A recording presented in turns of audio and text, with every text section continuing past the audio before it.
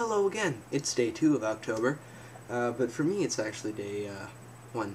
I'm just recording this on the same day I did yesterday's, which for me is actually today, but you're not seeing this until tomorrow, which is today for you, tomorrow, and tomorrow for me, today. I confused myself.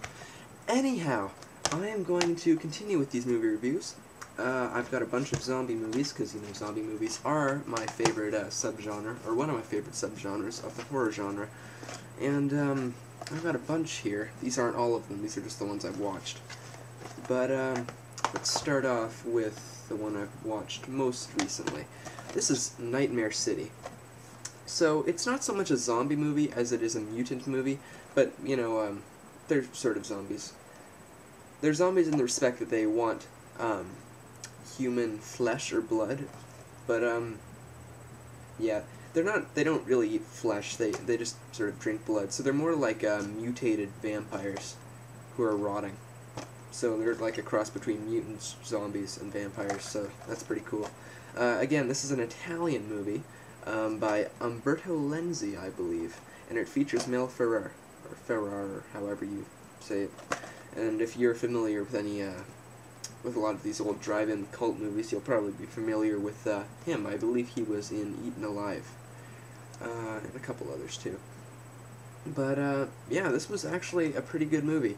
It had its slow spots. That was my one problem with it. In general, it was pretty good though.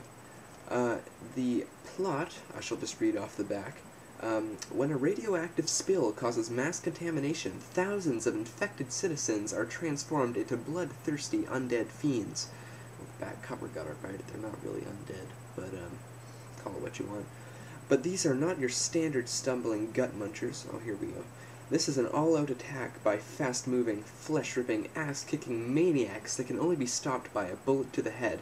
I'm not sure if that's true, actually. I think I saw them getting killed other ways, which is another indication that they're more mutants than they are zombies.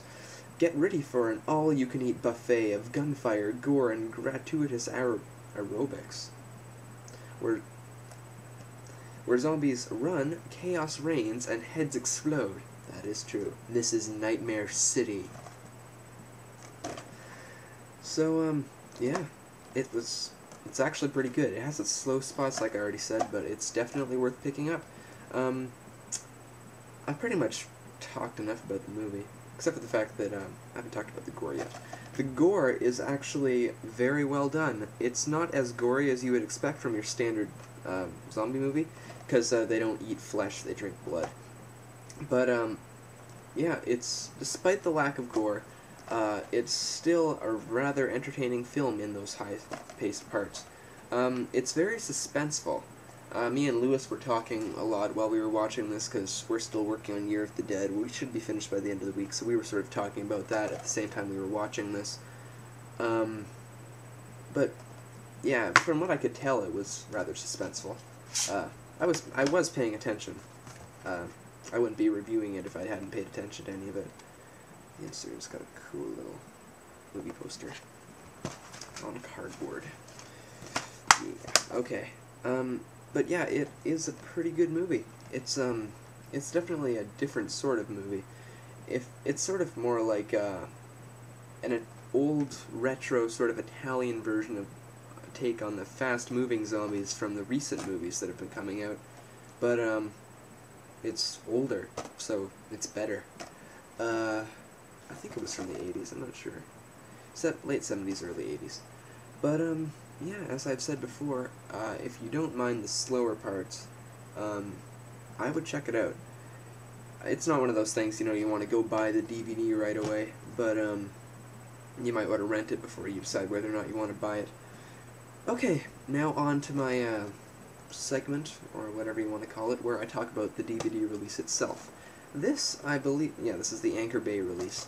I wanted to get the Blue Underground release, but I didn't, for various reasons that I won't get into. But the DVD release is fantastic.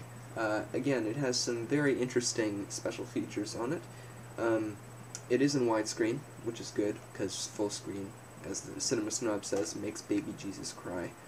But in addition to the widescreen, it has Tales of the Contaminated City, an all-new interview with director Umberto Lenzi, which I believe is the 13-minute documentary of him and him talking about the film, which is interesting because he wasn't really a huge fan of the screenplay himself. So he actually had to do, I believe, talked with the writers and made some changes himself. It was going to be more of a regular zombie movie, but he wanted to make it into a more like radioactive person mutant movie because he didn't want to be copying what Lucio Fulci and George Romero had been doing, which I guess is interesting because he was breaking down barriers and was trying to create something new, and I respect him for that.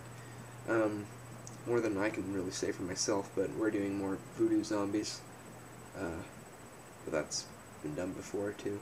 But we hope that we have done it in our film a bit differently. Whatever. It's entertaining anyway. I hope it is anyway. It contains a theatrical trailer and an Umberto Lenzi bio, which I haven't checked out yet.